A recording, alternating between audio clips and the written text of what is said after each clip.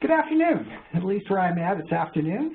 Welcome to our program today. Today we're going to be talking about fraud and abuse laws. My name is Kim Stanger. I'm the head of Holland & Hart's Health Law Group. We do these monthly webinars to try to give our clients some guidance concerning different fraud and abuse issues that they may come up with. Today we're going to be talking about the key fraud and abuse laws that apply in the healthcare industry.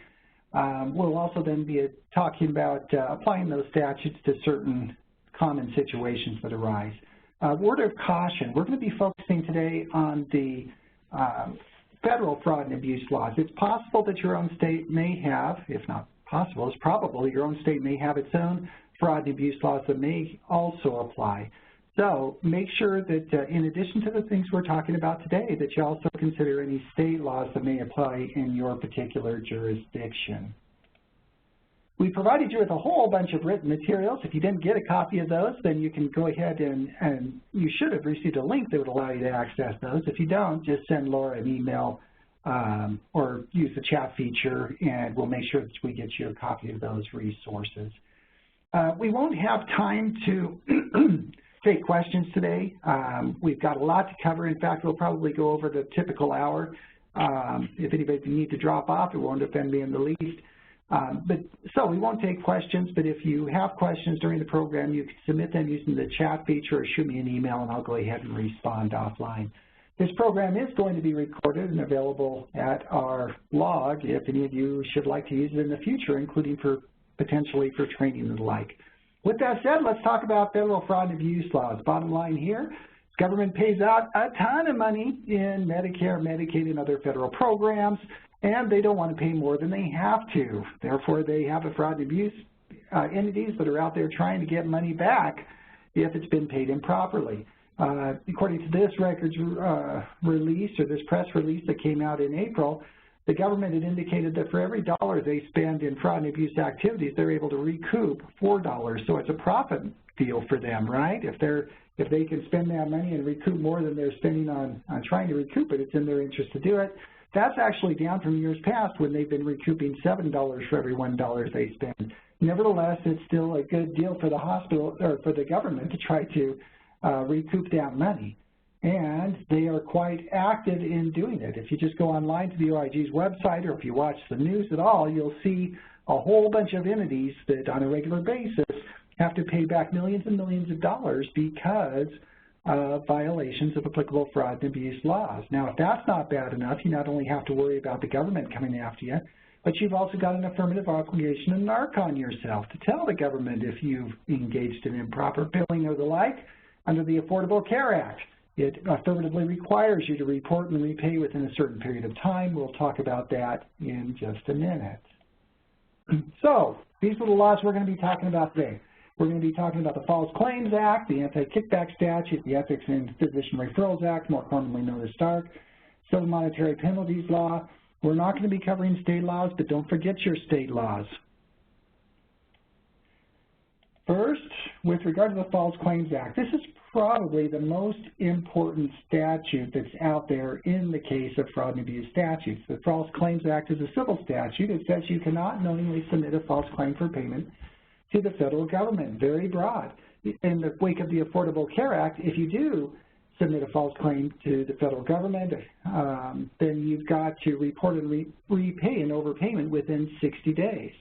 So you may have a situation where you didn't know that the claim was false when you originally submitted it to the government, but if you fail to report and repay it within the 60-day window, then that turns into a False Claims Act. What are the penalties? Well, repayment plus interest, civil monetary penalties of $11,000 to $22,000 per violation. Now, that's per claim that's submitted to the government. So if you're using the improper CPT codes, or if you've got a Stark Law violation, you've probably got a ton of claims that have been submitted improperly, and that can result in penalties of $11,000 to $22,000 per claim, not per mistake. It's per claim you submitted to the government. So those damages can add up awfully quickly. In addition, under the Civil Monetary Penalties Law, you can get hit up with trouble damages. You can also be excluded from Medicare or Medicaid. You not only have to worry about the government coming after you, but you could also get hit up by a qui tam lawsuit. These qui tam lawsuits basically are situations in which the government deputizes private individuals and allows them to go ahead and sue you on behalf of the federal government. So you may have a competitor, you may have a disgruntled employee who decides to turn you into the government. They can pursue you on behalf of the government. They can actually sue you on behalf of the government. If they come back and win, then they get a percentage of any recovery that is going to be made. So you see some of the big ticket False Claims Act cases that have come down recently. A lot of those were brought by key TAM relators who got a lot of money as a result of pursuing those types of claims. Now, none of you would probably knowingly submit false claims to the government, but false claims can arise in some situations where you might not otherwise expect it. So it may be a situation where you submit claims for services that were not provided or were different than they were claimed. So maybe you're using the wrong CPT codes. And maybe it arises in a situation where you fail to comply with the quality of care. This is kind of a new theory out there. The government says, hey, we only pay for quality health care and only if it's medically necessary. If you're submitting claims that do not satisfy those standards, then hey, that's a false claim. So you can actually get up with false claims if you fail to comply with the applicable standard of care or the like, or at least arguably. You could also get hit up with False Claims Act if you fail to comply with the conditions of payment or relevant fraud and abuse laws. The government says, hey, if we have regulations out there that say we're only going to pay you if you comply with these certain regulations and you fail to do that, then hey, those claims that you submitted while you were in violation, that's a False Claims Act violation. So for purposes of our discussion today, for example, if you have a Stark Law violation that otherwise prohibits you from submitting claims to the federal government, and you do it anyway because you didn't know there was a Stark Law violation, well, in that situation, you have an overpayment and you may have an obligation to report and repay. If you fail to do that, that could turn into a false claim. All right, that's the False Claims Act. Let's talk about the Anti-Kickback Statute. The False Claims Act was a civil statute. The Anti-Kickback Statute is a criminal statute. You go to jail for this one. The Anti-Kickback Statute says you cannot knowingly and willfully offer, pay, solicit, or receive remuneration to induce referrals for items or services covered by government programs unless the transaction is structured to fit within a regulatory safe harbor. That is extremely broad. A couple of points there. Note that it applies to any form of remuneration. That's basically anything of value. Could be freebies, it could be overpayments, could be underpayments, it could be discounted items, it could be, paying for things you really don't need. It can be anything of value that you give to somebody else to induce or reward referrals. Note that it applies to both people on both sides of the transaction. So it's not only the person who's offering it, but it's also the person who's receiving it. In fact, it applies to those who solicit improper kickbacks too. Note also that it only applies to referrals for items or services payable by federal health care programs. The federal anti-kickback statute does not apply to, for example, purely private pay patients. But it's possible that you may have state law statutes that do apply in those situations. Note also that the anti-kickback statute is an intent-based statute. It applies if you knowingly and willfully offer, pay, or solicit to induce or reward referrals. But the government has said we apply what's called the one-purpose test in determining that intent. The way that they apply that is if one purpose is to induce improper referrals or reward improper referrals, then the statute's violated even if you have 99 legitimate reasons. If one purpose is to generate improper referrals, then the statute's violated unless you fit within the safe harbor. That's a hard statute to defend against. Note that ignorance of the law is no excuse. It doesn't matter that you didn't know it was a violation if you otherwise knowingly and willfully offered this inducement. What are the penalties? Well, like I said, it's a criminal statute. It's a felony. You can go to up to 5 years in prison, pay a $25,000 criminal fine. You can also get hit up with civil penalties, treble damages, and automatic exclusion from Medicare and Medicaid. In the wake of the Affordable Care Act, the anti-kickback statute now, a violation of the anti-kickback statute is also an automatic violation of the False Claims Act, which means that the government can not only go after you for the criminal penalties, they could go after you for civil penalties, and under the civil statute, it's a lower standard of proof. So that means that you could be subject to key TAM actions under the anti-kickback statute. If you do have an anti-kickback violation and you want to self-disclose that to the government pursuant to their self-disclosure protocol, the government has said that for anti-kickback violations, the minimum amount that we will accept to resolve those self-reports is a $50,000 settlement. So bottom line is you got to take anti-kickback statute very seriously. Anytime you want to give or receive anything to induce or reward referrals or do any kind of a deal with a referral source for government programs, you got to be concerned about the anti-kickback statute. Note that it applies to any form of remuneration. It's money, free or discounted items or services like free meals, free trips, those things could be overpayments, underpayments, professional courtesies, waivers of copays or deductibles, low-interest loans or subsidies, business opportunities that are not commercially reasonable, or anything else of value. Now, because the anti-kickback statute is so broad, the government has come up with safe harbors that say, hey, as long as you structure your deal to fit within these regulatory safe harbors, you're safe. It's not a violation. It doesn't matter whether you had improper intent. But in order to fit within the safe harbors, you got to comply with all of the technical requirements. Now, that's pretty hard to satisfy all of those technical requirements. If you can't, the closer you can come to the safe harbor, the safer you are, but you're not going to have complete safety. There's a whole bunch of safe harbors. They're listed up there. There's some safe harbors, for example, the ones that are most common for bona fide employment relationships, for personal services or independent contractor arrangements, for leases of space or equipment, for investments, for sale of a practice, and so forth. The key there is if you're doing a deal with a potential referral source who may refer items or services payable by federal health care programs, you want to be structuring your deal to fit within one of these regulatory safe harbors. Now, note that there is no de minimis safe harbor. It's not like, well, it was just a little bit of an inducement. There is no de minimis safe harbor protection. But the government has said, look, we've got better things to do than to chase you down because you gave away a pen. They've said that similarly, there is no fair market value safe harbor. Some people said, well, I don't worry about it because I paid fair market value. The government specifically said, well, fair market value may not be enough if, for example, you really didn't need the services or things like that. Therefore, just because you pay fair market value doesn't necessarily mean that you're safe, but it's an important indicator that you may be safe.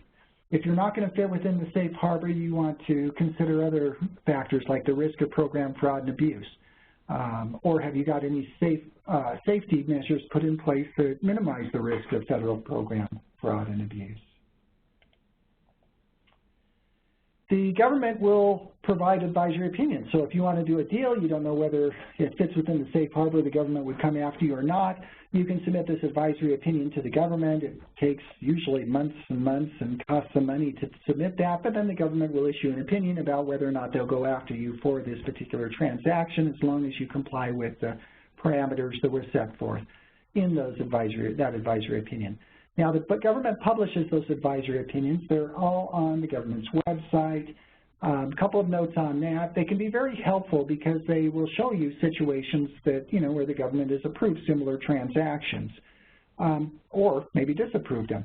An important point, though, is that those advisory opinions are only binding on the parties. They're not binding on third parties. So just because there was a favorable advisory opinion in this other situation, you drafted it to comply with that other situation, the advisory opinion still doesn't necessarily protect you. But if you structured the deal to comply with safe harbors comply with parameters that were approved by the OIG and other situations, you're probably going to be okay in your situation. All right, that's the Anti-Kickback Statute. Let's talk about its evil twin. This is the Ethics in Patient Referrals Act, more commonly known as the Stark Law after the sponsor of the bill. In order to understand the Stark Law, it's helpful to understand the background. Back in the late 1990s, the government saw this spike in collateral ancillary services, things like labs, diagnostic imaging, and those types of things. And the government was saying, well, what's going on? How come we're paying a bunch more money in these types of claims? They looked into it, and they concluded the reason that they was that physicians were going out and acquiring or starting to do all these ancillary services, and that created an incentive for the physicians to make more referrals over to those entities because they had a financial relationship in those other entities. the government said, well, we can put a stop to that, or at least limit that. So that's where Stark comes in. So Stark says that if a physician or a member of the physician's family has a financial relationship with another entity, that physician may not refer patients to that other entity for certain designated health services payable by Medicare or Medicaid. And if the physician does make an improper referral, that entity can't bill Medicare or Medicaid for those certain designated health services unless they've structured the deal to fit within a regulatory safe harbor, okay? A couple of points. First, note that this is a strict liability statute. The anti-kickback statute, that was intent-based. It wasn't absolutely necessary to fit within the safe harbor so long as you didn't have improper intent, although, granted, it's hard to disprove of improper intent. Stark, however, intent is irrelevant. Under Stark, it's a strict liability statute. You either do comply or you don't comply. Next, Stark only applies to certain types of services that are payable to federal health care programs, and it only applies to relationships involving physicians. We'll talk more about that in just a minute. Well, what are the penalties for a violation of Stark? Well, the first is you can't get paid for services that were submitted because of improper referrals. In addition, if you were improperly paid, then you've got to make a repayment to the government within 60 days. If you fail to make that repayment, then you can get hit up with fines of $15,000 per claim submitted or up to $100,000 per circumvention scheme. In addition, it would also violate a False Claims Act. Therefore, you could be subject to all of those False Claims Act penalties we talked about earlier. And if you've got a Stark violation, there's a good chance you're also going to have an anti-kickback violation. Bottom line is, you've got to take this stuff very seriously. So when it comes to Stark, any financial relationship or item of value between a physician or their family member and an entity that's providing these designated health services, you need to consider Stark application and presumably structure your deal to fit within one of the regulatory safe harbors. Now note that unlike the anti-kickback statute that applies to anybody, okay, it could be your marketing people, it could be your administrator, it could be patients. The anti-kickback statute applies to anybody. Stark only applies to referrals by physicians, not other healthcare providers. Now, physician is defined to include MDs, DOs, oral surgeons, dentists, podiatrists, optometrists, chiropractors. It also applies to financial relationships with the physician's family members, okay? Now, Stark does not prohibit the financial relationship with these entities. Stark just says if you do have a financial relationship, hey, physician, you can't make referrals for designated health services over to this entity with whom you have a financial relationship unless you've structured the deal to fit within a regulatory safe harbor. Now, it applies to referrals by the physician with entities that has a financial relationship. That financial relationship, again, is defined very broadly. It could either be a direct relationship where you pay the person directly. It could be indirect. Maybe that physician has an ownership interest in an entity that has a financial relationship with a designated health services provider. That financial relationship could be ownership or investment. In the compensation, it could be either an ownership or investment arrangement. It could also be a compensation arrangement. Compensation, again, is very broad. It could be an employment, contract, a lease, payments, gifts, free or discounted items or services, anything else where you're given anything of value. That could be remuneration that triggers a compensation arrangement and can implicate Stark. Stark only applies to referrals by that physician. Now, referrals, again, are very broad.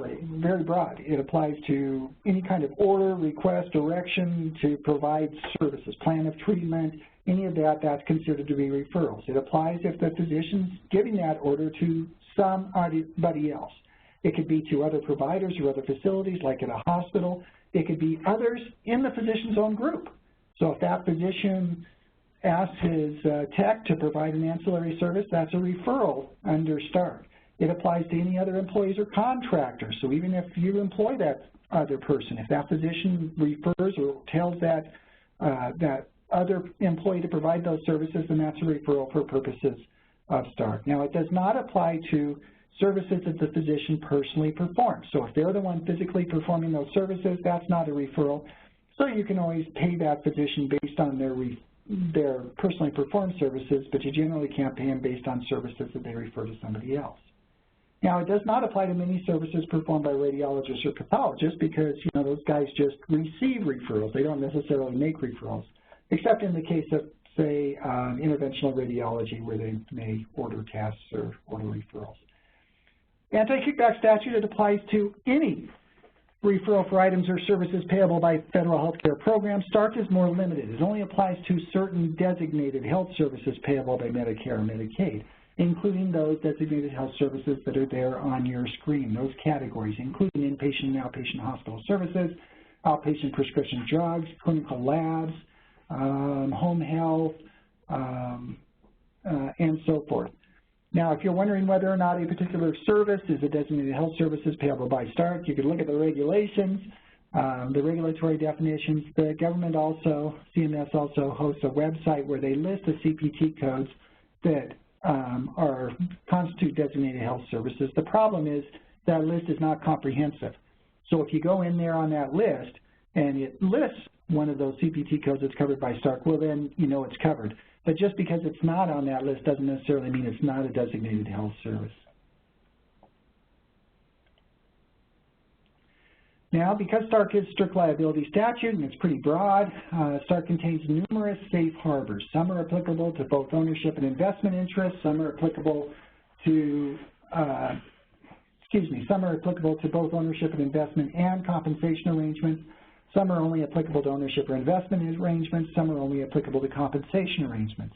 There is no liability under STARC if you structure the deal to fit within all the requirements of an applicable safe harbor. And you only need one safe harbor for each financial relationship, but each financial relationship needs a safe harbor if there are going to be those types of referrals by a physician. Some of those, the safe harbors that apply to exceptions for both ownership and compensation are, for example, the group practice or in-office ancillary services exceptions. Those are the most commonly used if you're operating in a physician group. There are other exceptions that apply only to ownership or investment interests. The most important here are rural provider exception. If you're a provider providing services in a rural area and 75% of your patients come from that rural area, then you've got a lot of latitude. STARC would generally allow you to own another entity and make referrals over to that. On the other hand, if you're not in a rural area, you're not going to get the benefit of that safe harbor and you'll have to look for another, and it's hard to satisfy. There's safe harbors for investments in whole hospitals, but that's been limited by subsequent regulations.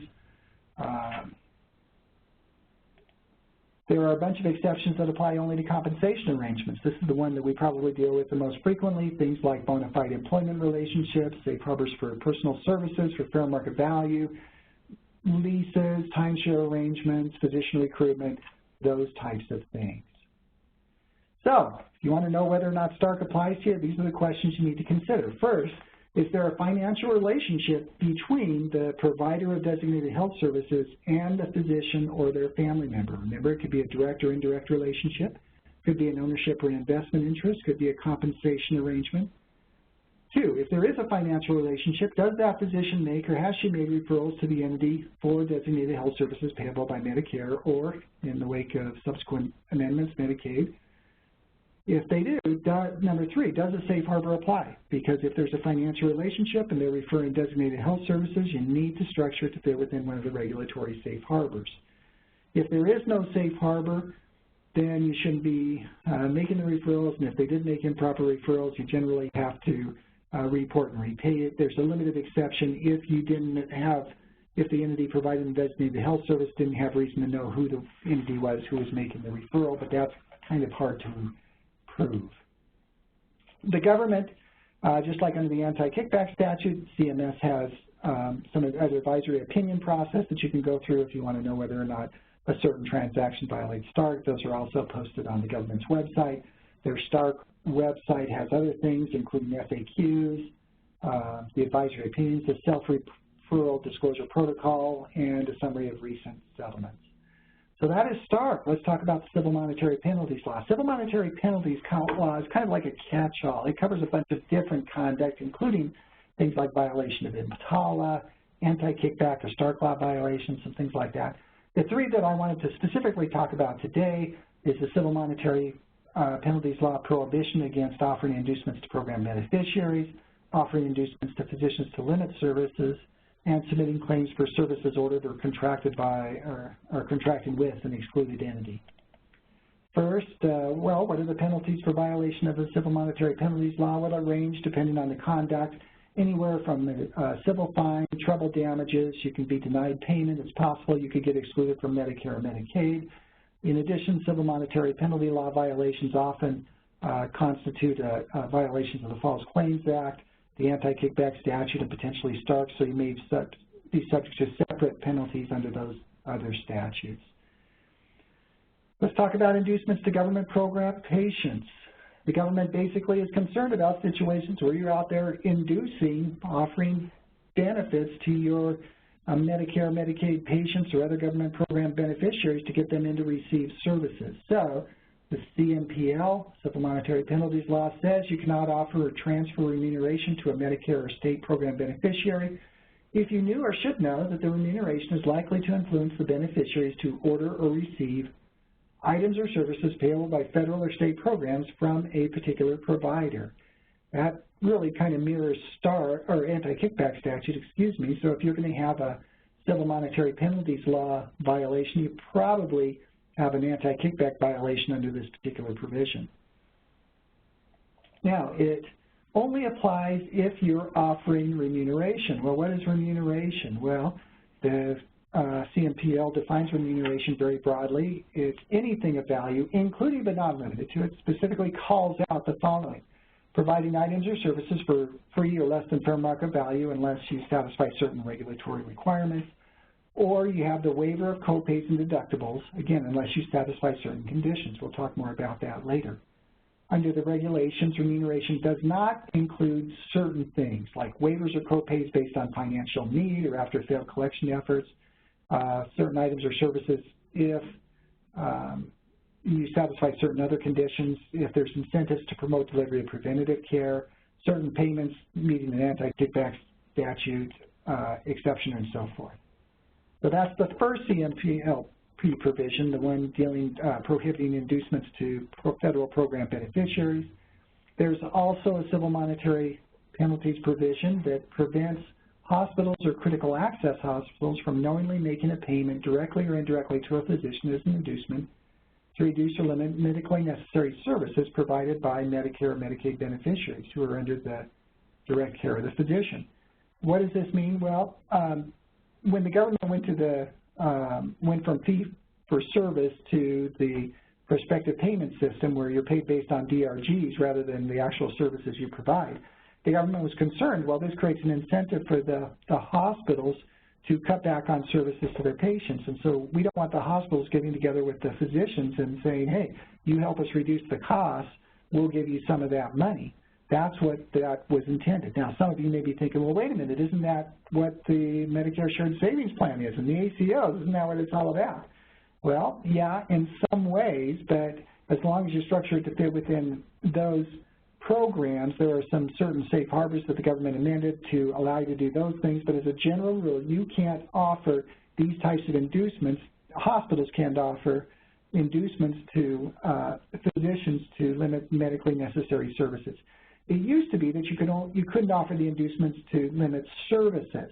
In MACRA, a year or two ago, they amended it, so now it applies to only those inducements to limit medically necessary services. So you could enter into those types of gain-sharing arrangements to share incentives to limit medically unnecessary services. So they have opened the door to some potential gain-sharing arrangements.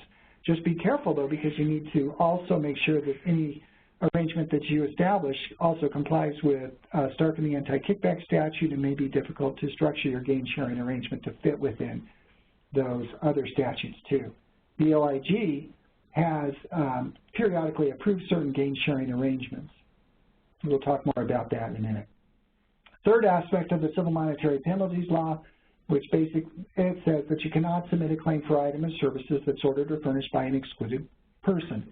So if a person has been excluded from participating in Medicare or Medicaid, Medicare has come in there and said, no, you violated whatever it was, therefore we're going to exclude you.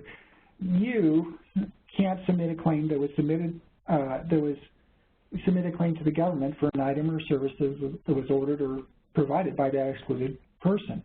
But the government's not stopped there. They've also broadened that. They also say that you cannot even hire or contract with an excluded entity or arrange for an excluded entity to provide items or services payable by federal health care programs.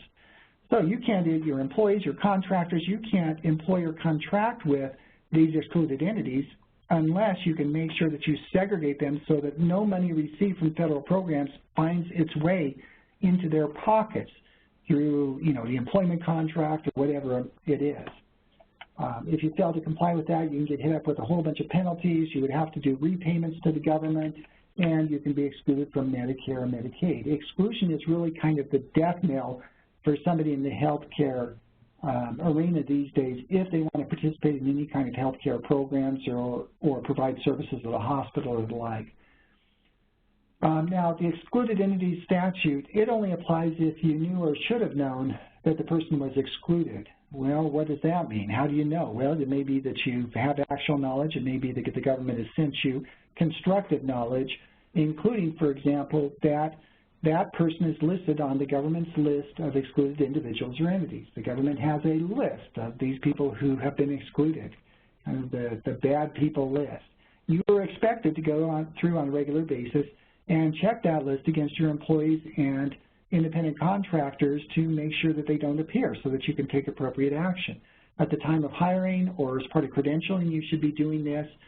The government has suggested you should periodically do it after, at the very least, annually, probably less than that. You probably ought to do this maybe even on a monthly basis where you set up your system so that you can check it against the LEI list against your employees. Now, if you fail to do that, the potential consequence is as follows. The government will come back in there and say, hey, you've been submitting claims when they were either performed by or, federal money was making its way into the pockets of an excluded individual. And they will, I've had clients who've had to do this, they've had to go back and repay the government a substantial amount of money because they hired an excluded individual. They didn't do it intentionally, but they didn't check the database to make sure that they weren't excluded. How do you check the database? You can just go on that website there. The LEIE is periodically updated so that you make sure that you check that on a regular basis. Now, just like the anti-kickback statute in Stark, the OIG also publishes advisory opinions for the civil monetary penalties law. You can request advisory opinions if you want. Those, again, are all posted, and you can take a look at those if you want to. All right, those are the main federal laws that apply in the fraud and abuse context in the healthcare industry. You also have to be worried about your state laws. For example, almost all states have their own version of the False Claims Act. Usually those apply to Medicaid programs or other state government programs, but it's possible that they could be broader than that. States also have insurance fraud statutes that may apply. Most states will have their own version of the anti-kickback statute, which again may be either applicable to government payers or some of them also extend to private payers. States may also have their own self-referral law limitations. Some of them track Stark or parallel Stark. Some of them have other requirements. They may allow you to make referrals, but may require, for example, that you give the patient notice of your ownership interest. Most states have fee-splitting statutes, either in their Medical Practices Act or Dental Practices Act or similar statutes that will require professionals to avoid fee splitting, where they split fees with non-professionals, or they split fees in exchange for referrals. There could be other laws that are out there. Just make sure that you're familiar with your state laws and you know how they apply. Remember also that your state laws may differ from the federal programs. The federal programs generally apply to the federal statutes generally apply to federal program beneficiaries, federal payments, not really private pays, but your state laws may be more broad. They may apply, for example, here in Idaho, the Idaho statute applies to private payers as well as to federal payers. All right. Let's switch gears now and apply those statutes to some of the common situations. The first is free or discounted items or services to patients. These are situations where you may offer freebies to your patients. Hey, you refer a friend to us and we will give you these dinners, or we'll put your name in a drawing and you'll get this or that or the other, or if you refer a certain amount, you get a free Game Boy, not Game Boy, they don't have those anymore, the PS2 or 3 or wherever they're on that. It could be anything where you're offering any kind of benefits to patients in order to induce or reward referrals. It could be insurance-only billing. It could be writing off bills. It could be refer-a-friend programs, thank you gifts, whatever. If you're offering any inducements, then you are potentially implicating the anti-kickback statute and the civil monetary penalties law. Now, the government has said that when it comes to government beneficiaries, you may offer free or discounted items or services if their remuneration is not likely to influence the beneficiary to order or receive items or services payable by federal health care programs. That's probably pretty hard to satisfy, because if you're offering these freebies to your patients, you're probably doing it as a marketing ploy in order to get more patients. So it may be hard to satisfy. The government has come back, the OIG has come back and said, hey, we won't go after you if you are offering an item or service of low value. Now, they've defined that as each item, each gift that you give to that patient is no more than $15, and you don't give any one patient gifts totaling more than $75 in a given year. So you've got this $15, $75 limit.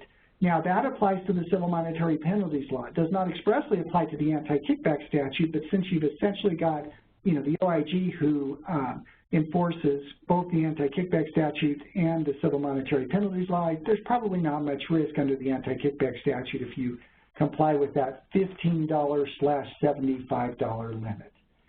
Also, the government said that you can offer free or discounted items on the showing of financial need. In order to establish financial need, there has to be a good faith determination that the beneficiary has financial need, or you've made reasonable failed collection efforts. You try to collect and you can't get blood from a turnip. In addition, you can't offer, that discount can't be offered as part of any advertisement or solicitation, and it can't be tied to the provision of other federal program business, and it's reasonable, there's a reasonable connection between that item or service and the medical care of the beneficiary. So you can do it for financial need, but you don't do it as part of a marketing scheme. You don't go out and advertise it out there that, hey, come to us, we'll call it financial need and we'll give you this benefit. You've got to comply with these requirements.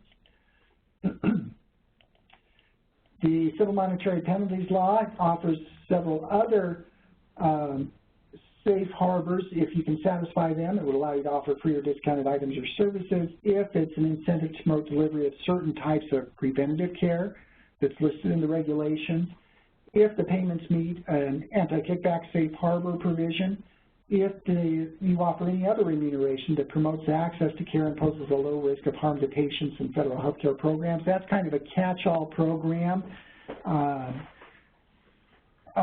They don't give us a whole lot of guidance what that means, but the bottom line is it promotes care and there's a low risk of fraud. You'd need to document those types of situations. All right, so that's kind of free and discounted services in general. Let's talk about some of the specific programs that we see out there. Well, what about if you want to offer some type of free test or screening where, hey, we'll do this, come into us today, we'll offer this free test or screening. Quite often you're doing it as community outreach and maybe as a marketing ploy in order to identify persons with certain types of conditions that you then want to provide additional services. If you're offering that free in order to induce those additional services, then that could potentially violate the anti-kickback statute as well as the civil monetary penalties law. If you're offering it to physicians or family members of physicians, that could violate START. Now, the government has issued a couple of advisory opinions on these free screening programs that you see out there. In one advisory opinion, they said that they wouldn't, it was a situation where I think it was a hospital was offering free blood pressure checks. The government said, well, it could violate it, but we're not going to go after you based on the following factors. That free test or screening was not conditioned on the use of any items or services from any particular provider. The patient was not directed to a particular provider. So if, for example, the blood pressure check came in high, they didn't say, oh, and by the way, go over and see our cardiologist over in this clinic. The patient was not offered any special discounts or follow-up services. If the test shows abnormal results, the visitor is advised to see his or her own health professional, not directed to the provider of the screening services. So, are you going to be protected if you do the free screening? There's no guarantees, but if you structured it to satisfy these criteria, there's probably a relatively low risk. What about offering free transportation? Well, that could be a value, so it could violate the anti-kickback statute or the civil monetary penalties law, but they've issued they've issued new safe harbors that apply to free transportation programs. You just want to structure your deal to fit within these free transportation programs. The requirements are up there on the screen. What about waiving copays or deductibles? Well, are copays and deductibles, do they have value? Yeah, sure they do. It constitutes remuneration. In fact, the civil monetary penalties law specifically defines remuneration to include the waiver of copays or deductibles. But the government has said, we will not go after you for waiving these copays or deductibles if it's not offered as part of any advertisement or solicitation. So you're not out there advertising like some of those rock chip repair places. Hey, come to us, we'll only do insurance-only billing, we'll waive your copay, and we will also give you, free dinners to the local Mexican food restaurant. You can't do that type of stuff. It can't be routinely, you do not routinely waive copays or deductibles, and you waive or discount the copay or deductible only after a good faith determination that the beneficiary is in financial need or you're unable to collect after reasonable collection efforts. The bottom line is you can waive, under the civil monetary penalties law, you can waive the copay or deductible for financial need, but only if you structure it to fit within these types of conditions. The government expects you to document irrelevant factors to show that there truly is financial need, including things such as the local cost of living, the patient's income, assets and expenses, the patient's family size, the scope and extent of the bills, and the like, so that you can justify it if you are going to waive those copays and deductibles. There's a separate anti-kickback statute, safe harbor, that would apply to hospital inpatient stays that are paid under the prospective payment system. If you're a hospital, you may want to look at that. Now, those are to waive or discount copays or deductibles for government programs. Well, what about if it's not a government program? What if it's a private payer, Blue Cross, Blue Shield, something like that? Can you waive copays or deductibles there? Generally, no. Your insurance contract, your payer contract with those entities requires you to collect copays and deductibles. If you fail to collect those copays or deductibles, you may be breaching your contract. And or it's possible you could be engaging in insurance fraud, as well as violating state False Claims Acts or anti-kickback statutes or the like. So when it comes to private pays, make sure that you either work that out with the insurance company or know the parameters and when you can waive copays or deductibles. I sometimes get the question, well, what's the big deal? I mean, copays or deductibles, that's the stuff that we as the group practice or the hospital, that's kind of our money. What does the payer care if we're waiving those copays or deductibles? Well, the problem is they set their actuarial tables on the assumption that you're collecting those waivers and copays and deductibles, because those waiver and copays and deductibles, or those copays and deductibles, that creates the disincentive for those patients to go get unnecessary services. If the patient never has a copay or deductible, then they really have no disincentive to go get care, and that can promote overutilization, and the government's concerned about that, so they want to make sure the patient has a stake in this, that they're paying those copays and deductibles to make sure they're only going for necessary care. If you're waiving those copays and deductibles, then the patients don't have that disincentive and they may get more care than they otherwise need, and that's not good for the insurance company, that's not good for Medicare and Medicaid. That's why the government's so concerned about waiving those copays or deductibles. Well, what about writing off the entire bill? You're not just going to waive the copay or deductible, you're going to write off the entire bill so the patient doesn't have to pay anything. Well, generally, if nobody has to pay anything, then they're happy. The government doesn't care too much because they don't have to pay anything. The private payers don't care because they don't have to pay anything. They're happy with it, right? The only time that generally creates a problem is if you're doing it in order to induce ordering or obtaining other services. We'll waive or we won't bill you for this services so long as you come back and get those other services. If you're doing that, then in that situation, if it's done as an inducement to get other services, then it could violate the civil monetary penalties law, could violate the anti-kickback statute, and you could be in trouble. Again, if you're doing it based on a demonstrated showing a financial need, that's justified. You can go ahead and do that. You just can't advertise that program. The other guys got to satisfy those criteria we talked about a few minutes ago. The OIG suggests that if hospitals and presumably other providers are going to have a practice of writing off bills because of financial need, that they recommend you have a reasonable set of financial guidelines based on objective criteria that documents real financial need, not just, air quotes, financial need as part of a marketing ploy, that you recheck the patient's eligibility at reasonable interviews to ensure they still have that financial need, and you document the determination of financial need. Well, what about prompt pay discounts? That patient pays within a certain period of time, we'll give you a discount on your bills. Well, the OIG has approved prompt pay discounts in an advisory opinion if you satisfy certain criteria. Again, this is just an advisory opinion. It's not a safe harbor, but you're probably going to be okay if you structure a prompt pay program to comply with these requirements. The amount of the discount relates to avoided collection costs, so it's not done as an inducement to get more business. It's just simply, hey, if you pay us now so we don't have to send you to collections, or that we don't have to follow up with other bills, we're going to save X amounts of dollars, we'll give you that discount on that. So the amount of the discount relates to the avoided collection costs. It's offered to all patients for all services without regard to the patient's reason for admission, length of stay, or DRG. You're not just offering this to certain people because they're going to bring you in more valuable services. It's not advertised so as to solicit business, so you're not using it as a marketing ploy. You notify your private payers of the program so that they get the benefit and you're not otherwise violating your insurance contracts with those private payers. And the costs are not passed on to Medicare, Medicaid, or other payers through, for example, cost reports. So you bear the cost of those losses associated with those prompt pay discounts. But what about private payers? Do they care about that? Well, I guess it depends on how you structure it. If the prompt pay discount only applies to waivers of co-pays and deductibles or reduction in co-pays and deductibles, then yeah, heck yes, they may object to that. In those situations, you may need to work with the private payer to make sure that what you're doing is consistent with your payer contract or they otherwise don't care. Usually it's not a problem if there's demonstrated financial need, but it's, you've got a contract with that insurance company, so make sure that the insurance company is on board with it or that you're otherwise satisfying your contract. But what about self-pay patients? We're not dealing with insured patients. We're not dealing with government program patients. What about if we give them a discount? I've heard this a lot where people say, well, you've got to charge everybody the same rate.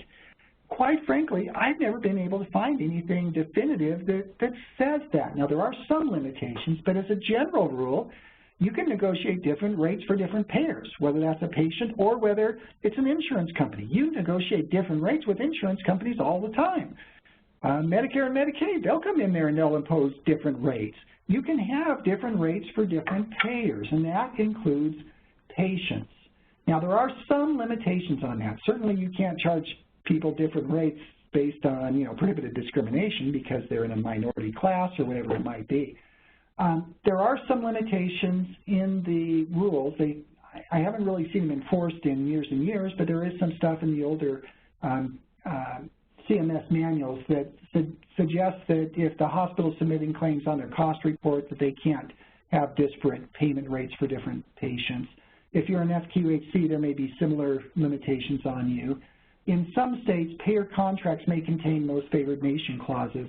This wouldn't prevent you necessarily from offering self-pay discounts, but if the contract says, hey, you're going to give us the best rates you give anybody else, and you're giving your self-pay patients these discounts, then that payer may be able to come back there and say, hey, you've got to give us the same rate, the lower rates you're giving these private pay patients. Now, I think in most states they prohibit those most favored nation clauses, but just make sure you're aware of that.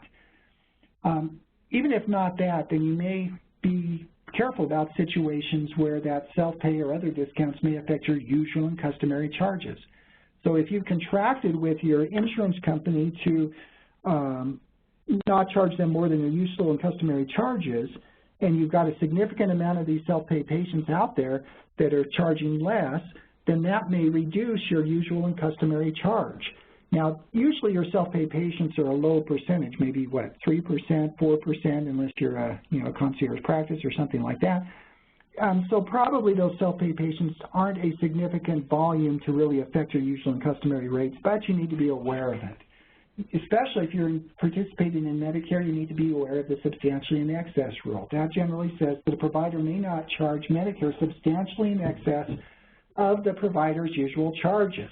So if you've got a bunch of the self-pay patients or other providers, other payers that are substantially in, you charge substantially less than Medicare, then that could violate Medicare, that you may be charging Medicare too much. Now, in the commentary that's been issued by the government on this particular issue, it's a fairly, broad standard. It's fairly easy for you to get past the test. Basically, they've said that whether the provider charges more than half of its non-Medicare Medicaid patients a rate that is lower than the rate it charges Medicare. So it's not just that you charge, 10% or 25%, at least according to the commentary that came out a few years ago. It's that you're charging at least half of your patients less than you would charge Medicare. All right, a new one that's come up recently is what about paying the patient's premiums? Can you go ahead and pay the patient's premiums? You may think, why in the world would we ever want to do that? Well, let's say you're an orthopedic surgeon. You've got a patient in there. They need a very expensive surgery. They can't pay on their own, but if you paid their premium, they can get insurance, and that insurance would cover this very expensive operation, so you come out ahead in the end. Well, you got to be careful about it, because if you are providing that remuneration, offering to pay that premium on their behalf, that could be viewed as an inducement in order to get them to come to you for those types of services. So it could potentially violate the civil monetary penalties law and the anti-kickback statute. There was an advisory opinion where the OIG did approve a situation where a plan paid the Part B premiums for certain types of end-stage renal disease patients, but they satisfy certain criteria. If you're involved with Medicare, Medicaid beneficiaries, be very careful about paying their premiums. You may want to go back and look at that advisory opinion and see if you can put in place similar safeguards or have similar circumstances. What about on the health insurance market? The Affordable Care Act, we've now got these the health insurance market. They've got supposedly lower premiums. Could you, if you're a hospital or other provider, just go in and pay for the patient's premiums on the insurance exchange? The argument there is, well, they're not Medicare or Medicaid beneficiaries. They're on the insurance exchange. It's all private pay, and therefore anti-kickback statute and civil monetary penalties laws don't apply. But the government came in there a few years ago and looked at this issue and said, wait a minute. It may not necessarily violate existing law, but we don't like it. In the meantime, we're discouraging you from doing that. And insurance companies, you'd ought to include provisions in your insurance policies that prevent third parties or providers from paying insurance premiums for those patients. So even if the government didn't come after you, a lot of the insurance companies did put those types of limitations in their contracts, so you may want to look at those limitations that may appear in the contract. Well, what about if it's not patients who purchase their insurance on the exchange? What about if, for example, you wanted to purchase COBRA? Patient comes in, they're losing their job, they want to purchase COBRA benefits. You're maybe at a hospital, and it's cheaper for you to go ahead and pay those COBRA benefits and keep that insurance in place for the patient rather than, having a patient who can't afford to pay their own bill. Well, can you do that? Well, that's not entirely clear. It probably does not implicate the anti-kickback statute or civil monetary penalties law so long as that patient is not, a Medicare or Medicaid beneficiary, including, Part B or Part C or D programs. The COBRA regulations appear to contemplate that premiums may actually be paid by a third party, so maybe you can do that. But be careful, especially check your state laws. For example, here in Idaho, our insurance regulations state that you can't have providers coming in there and paying the insurance premiums for a particular individual. So make sure, and also check your payer contracts. Stay tuned, this is kind of a developing area of the law. All right, we've been dealing now, up until now, with your relationships with patients. What about your relationships with other referring providers, particularly if you want to go ahead and contract with a provider to provide services, an employee or an independent contractor? You may have a lease with those referring providers. You may have a recruitment agreement where you've got an income guarantee. Maybe you're contracting with them for management services or the like. The bottom line is all of those situations create financial relationships that are going to implicate Stark in the anti-kickback statute if that physician is making any referrals for items or services payable by federal health care programs. If they're referring designated health services, you've also got to comply with Stark. Now, it's not too difficult to satisfy those regulations when you're talking about an employee. Generally, for an anti-kickback statute, as long as it's a bona fide employee, you're fine. Under the Stark, it's a little bit more complicated. Under Stark, you don't have to have a written agreement, but you've got to have an agreement, not necessarily in writing, but an agreement for identifiable services. You've got to be paying that employee fair market value, and their compensation cannot be based on the volume or value of referrals for those designated health services. So, for example, you couldn't pay your employees based on, give them a part of the money that they're, under this exception, you couldn't give them some kind of a bonus or a percentage of ancillary services that they referred. Or you could, but you could pay them based on the services that they personally perform. In addition, to satisfy the safe harbor, the overall compensation has to be commercially reasonable, the overall transaction, which means that you don't just hire somebody and pay them even though they don't do any work or you really didn't need the work, you were just doing it to funnel money off to them. So those are the requirements to fit within the safe harbor for employees. If you're going to employ physicians, you want to structure your deal to fit within that safe harbor. Well, what about if you're not going to employ them? Maybe you're going to have an independent contractor relationship with them. Maybe they're going to it's going to be a professional services agreement where they provide services to you, or maybe you're providing services to the physician. Generally, you're going to want to structure your deal to fit within one of the Stark safe harbors and potentially the anti-kickback safe harbor for independent contractors, either the personal services or the fair market value safe harbor. Those safe harbors are a little bit more difficult to satisfy than the employment safe harbor. Generally, you've got to have a written agreement. It's got to specify the services provided.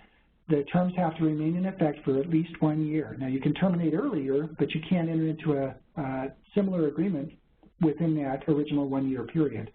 The compensation has to be set in advance. For the anti-kickback statute, the aggregate compensation has to be set in advance. It has to be consistent with fair market value, and it can't be based on the volume or value of referrals, and the transaction has to be commercially reasonable.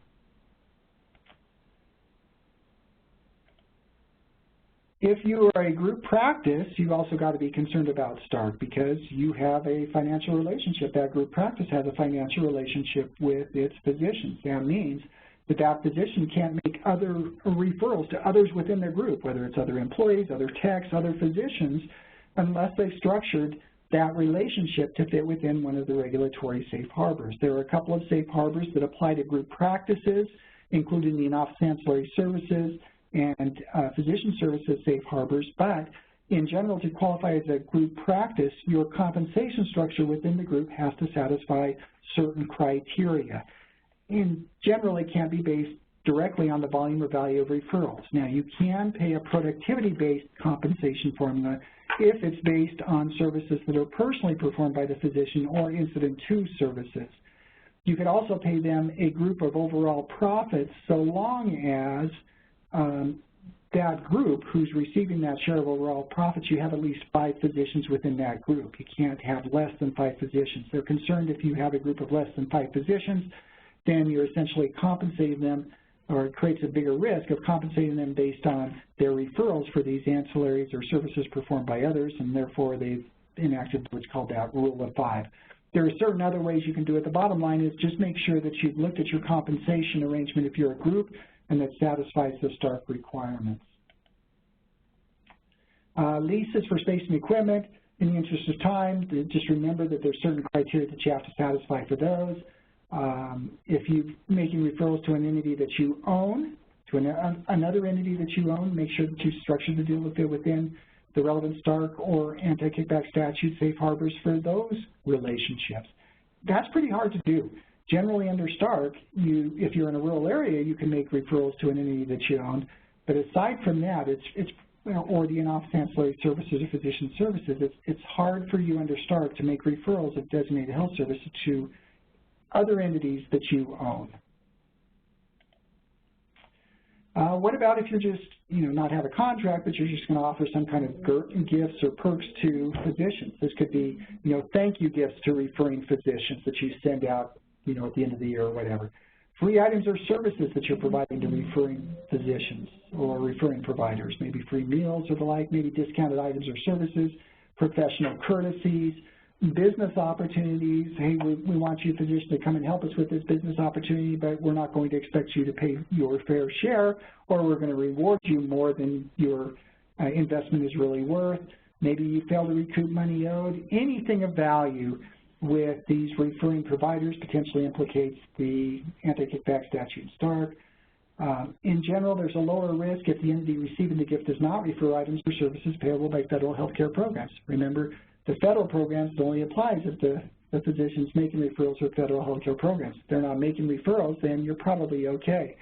But you're not necessarily safe.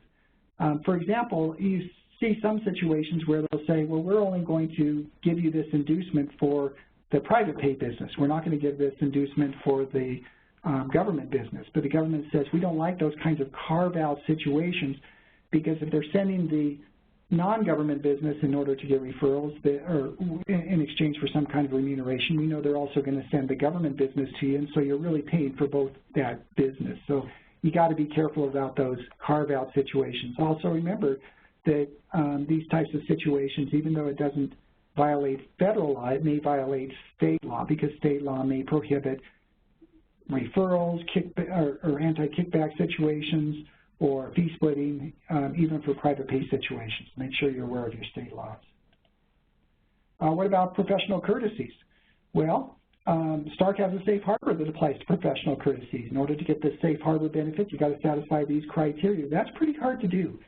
You really, if you're offering professional courtesies to referring physicians or their family members, you really had ought to open the Stark laws, make sure that you've structured that professional courtesy policy to fit within the Stark laws. If you don't, you may have an anti-kickback or a Stark law situation. Now, if those physicians or the family members, if the physician's not making any referrals to you, it's not much of an issue. But if you are offering these professional courtesies to referring physicians, that could implicate the Stark law, and it's kind of hard to satisfy that professional courtesy safe harbor.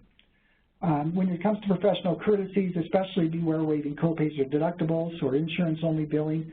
You see that as kind of our professional courtesy is we'll waive your copay or deductible, but hey, that raises all those problems we talked about earlier. Beware of offering free items or services to your own employees. If you're waiving copays or deductibles and you're insured by a third party, then that may violate your insurance contract with the third party. It may violate your own ERISA plan or your own employee benefit plans. It may constitute taxable income to that employee, so you may have to do withholdings. Make sure that if there are ways that you could structure these kind of employee discount programs, but you'll want to work with your employee benefits counsel to make sure that those are structured appropriately. What about gain sharing or cost savings programs? Those are situations where, for example, you're a hospital, you'll get your physicians together, say, hey, we want to reduce our costs. We'll share the savings with you. If you help us reduce costs, we'll share savings with you. As we mentioned earlier, those were traditionally suspect, if not outright violations of the civil monetary penalties laws. But in the wake of MACRA, where they said that those will not violate the laws if they only violate the laws to the extent that they promote the reduction of medically necessary services. In addition, as I mentioned, the government has issued certain interim waivers of the civil monetary penalties law and the anti-kickback statutes for certain types of accountable care organizations, those that participate in the Medicare Shared Savings Program. The bottom line is there are ways now that you may be able to structure these types of gain sharing arrangements. Just be very, very careful. The government has issued several advisory opinions dealing with gain sharing programs that usually have common elements that are listed up there on the screen. All right, that is a very quick overview of the federal fraud and abuse laws. and how they apply to some of the common situations that may arise in your practice or at your facility. If you want additional information, the government has a very helpful website dealing with their fraud and abuse laws, including training videos, lots of fraud alerts, guidance, advisory opinions, and the like. In addition, we've got a bunch of stuff on our website that's all free. You can access that, including other webinars that we do on related topics. And that is it. If you have questions, one word about that. As I mentioned in the past, if you've gone through this and you think that you may have a problem, well, you may have an obligation to report and repay. On next month's webinar, we're going to be talking about the report and repay rules, so you may want to tune in if you've got an interest in that. Otherwise, if you've got questions about anything that we've talked about today, you can go ahead and submit those questions to me using either your chat feature or shooting me an email. Thank you very much for your participation. If you've got ideas about future webinars you'd like to have us address, by all means, shoot me an email, and thank you very much.